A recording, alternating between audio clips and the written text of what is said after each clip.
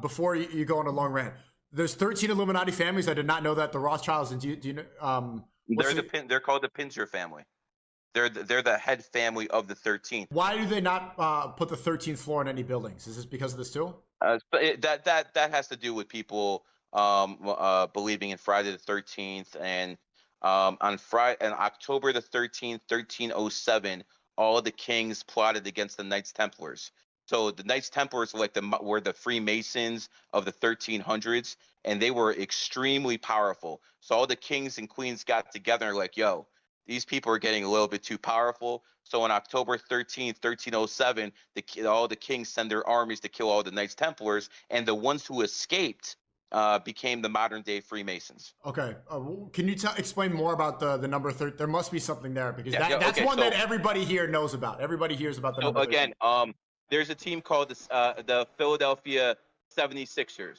So, why they call the 76ers? 7 plus 6 equals 13. Yeah. A team called the 49ers. Now, people will say, oh, it's because of the 1849 gold rush. I'm sure that's the excuse they came out with.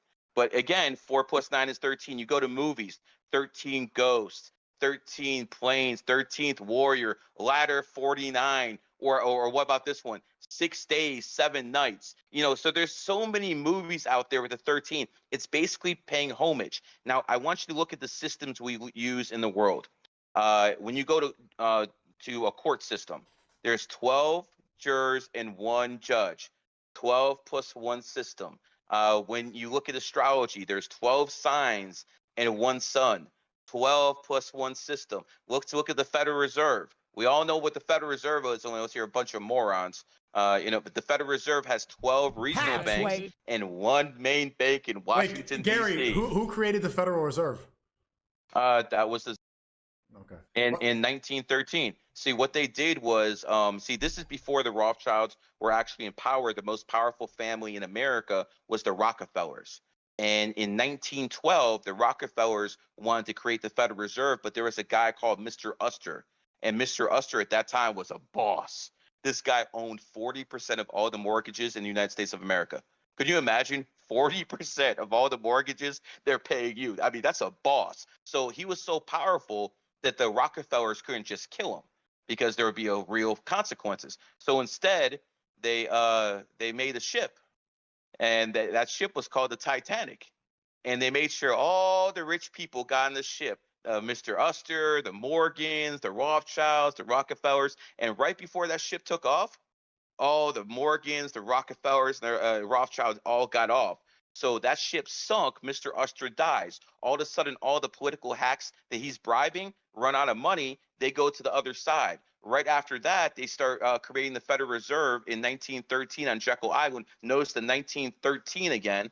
And that's when they got their bank. And then the next year, World War I started. So again, they need a reason. They need a mechanism to fund the war. They need the Federal Reserve first. So it goes like this: Titanic gets sunk, Federal Reserve, World War I. And yes, the Federal Reserve is economic terrorism, but it can't take the Federal Reserve away without destroying America, because the parasite has infected the host to such a point where if you cut out the parasite, the host dies, which means America is no longer a superpower.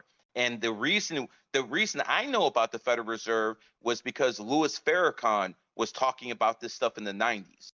I didn't know what the Federal Reserve was until the Honorable Minister Farrakhan started fucking pointing this stuff out.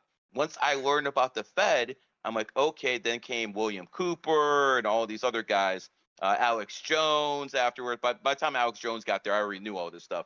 And when you start looking at the big picture, you start understanding that these people have been manipulating stuff for an awful long time. And you want to say, what good are the numbers?